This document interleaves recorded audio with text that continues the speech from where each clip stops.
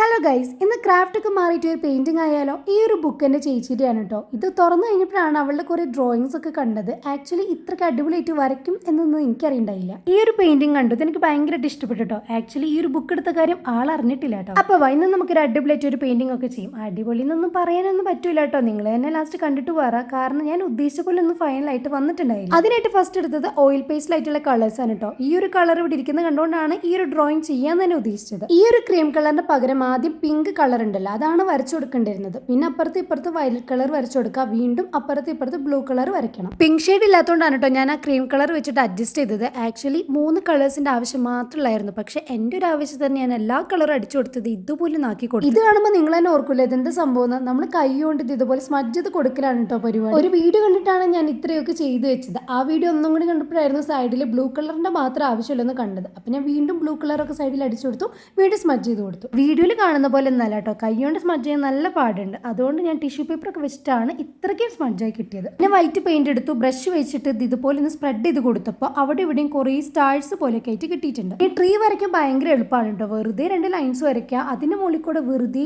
ഇതുപോലെ ഒന്ന് എന്താ പറയാ, ജസ്റ്റ് ഒന്ന് ടാപ്പ് ചെയ്ത് ഇങ്ങനെ കൊടുത്താൽ മതി. അപ്പോൾ ഇത് ഇതുപോലെ ആയിട്ട് കിട്ടും. അതിനടുത്ത് ഓയിൽ പേസ്റ്റൽ കളേഴ്സ് ഉണ്ടല്ലോ, അത് അത്യാവശ്യം പഴയതാണ്, പൊട്ടിയതൊക്കെയാണ് കേട്ടോ. അതുകൊണ്ടാണോ ഇത്രയ്ക്ക് സ്മഡ്ജ് ചെയ്തെടുക്കാൻ എത്ര പാടിന്നൊന്നും എനിക്ക് അറിയണ്ടായില്ല. എന്തായാലും നിങ്ങൾ ട്രൈ ചെയ്തിട്ട് പറയാം. അപ്പോൾ ഇതാണ് നമ്മുടെ ഫൈനൽ ലുക്ക്. ആക്ച്വലി ഉദ്ദേശിച്ച പോലെ അല്ലാത്തതുകൊണ്ട് എനിക്ക് വലിയ സാറ്റിസ്ഫൈ ആയിട്ട് തോന്നിയിട്ടില്ല. എന്തായാലും നിങ്ങൾക്ക് എന്താ തോന്നണമെന്ന് വെച്ചാൽ കമന്റിൽ പറയാം. ഇതുപോലത്തെ ഫ്ലോപ്പ് ആയിട്ടുള്ള വീഡിയോസ് കാണാനായിട്ട് സബ്സ്ക്രൈബ് ചെയ്യാത്തുള്ളൂ. ബൈ.